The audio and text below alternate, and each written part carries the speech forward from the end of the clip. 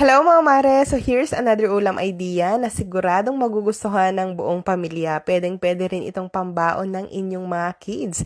Madali lang itong lutuin, kaya simulan na natin. So para sa recipe ito, gagamit nga tayo dito ng chicken breast. In-slice ko lang ito into cubes. Tapos titimpla natin ito, maglalagay tayo dito ng salt and pepper. And then let's also add garlic powder, Spanish paprika, at syempre maglalagay rin tayo dito ng 1 tablespoon na cornstarch. Maglalagay rin tayo dito ng 1 tablespoon of all-purpose flour, and then 1 large egg. Tapos, kung gusto nyo maglagay ng seasoning, okay lang, pero optional lang yan. So, ibabad lang natin yung chicken for at least 30 minutes, and then after nyan, pwede na natin itong i-fry.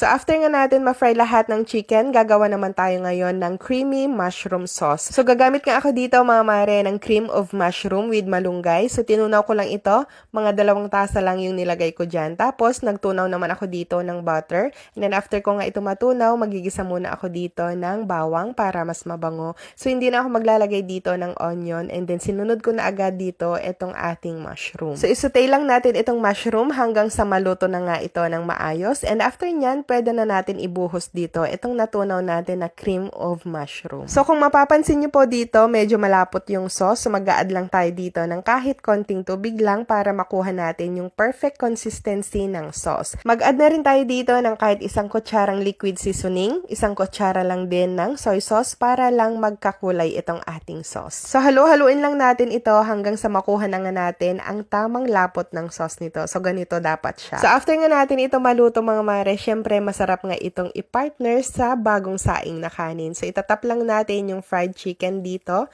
Tapos, ilalagay na natin yung sauce. Alam nyo ba, pwede nyo nga rin itong gawing pang business. Pwede rin itong pambaon ng inyong mga anak. Anyway, bago pala matapos ang vlog na to, gusto ko lang i-shout out si Miss Honey Lin from South Korea. Maraming salamat po sa panonood ng mga luto serye ko. Thank you for watching.